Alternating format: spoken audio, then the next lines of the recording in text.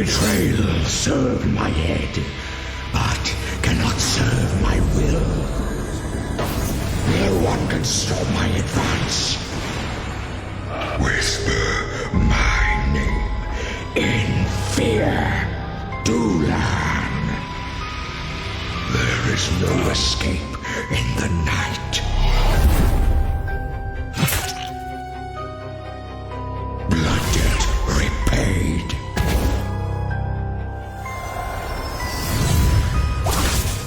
Wraith fire ignite. Shadows devour all. My vengeance never fails.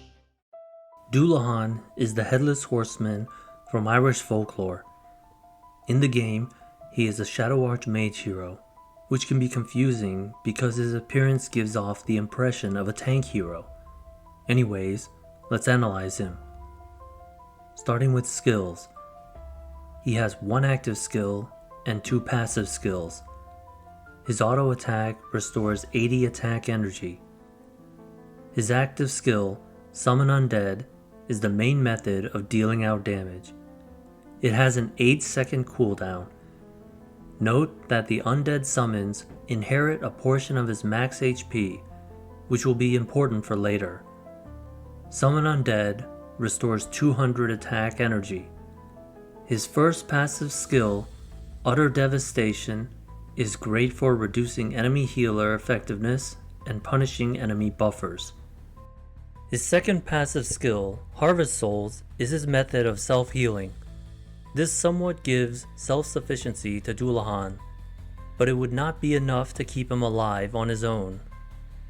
His ultimate skill, Hollow Cleave, has both a passive and active effect that applies Terrorize or Frighten to enemies.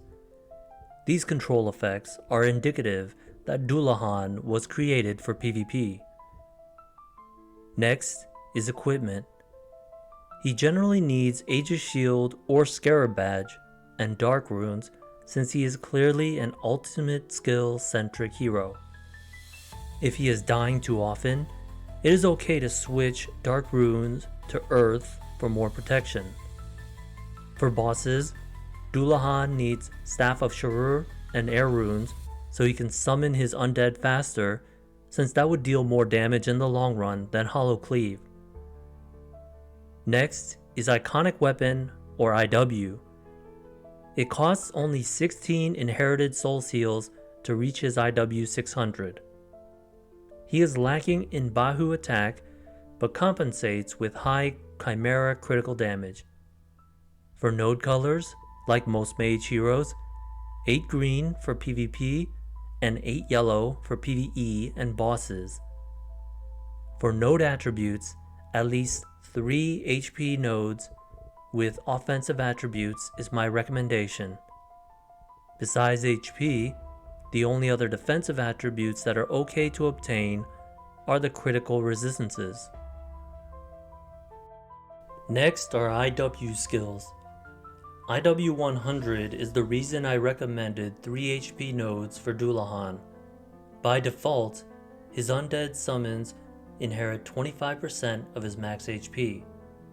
IW 100 adds 12.5% of his max HP to their attack, so it becomes more damaging if Dullahan has more HP, similar to Faust and his Faustian Contract ultimate skill. IW 200 and 300 add some damage to Oblivion zones from his floating head. IW 400 is not that great, only useful for specific cases like fighting Chernobog, Loki, Sun Wukong, Anubis, Cleopatra, and Aladdin. Basically, any hero that summons.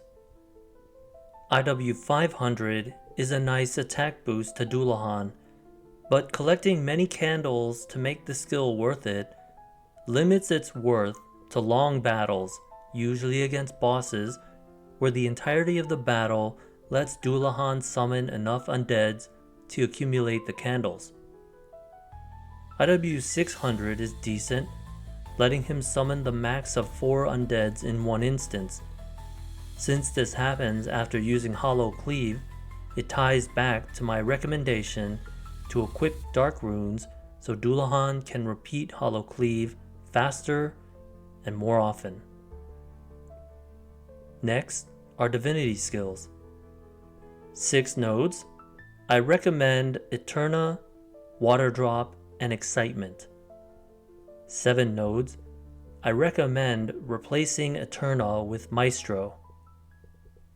For boss battles, I recommend Eterna, Collective Fervor, and Excitement. This is assuming Dullahan is a Divinity 2 upgraded and has level 3 or 4 Excitement. If not, replace Excitement with Wrath. Next is PvE and boss performance. I think Dullahan would perform decently in early and mid-game PvE.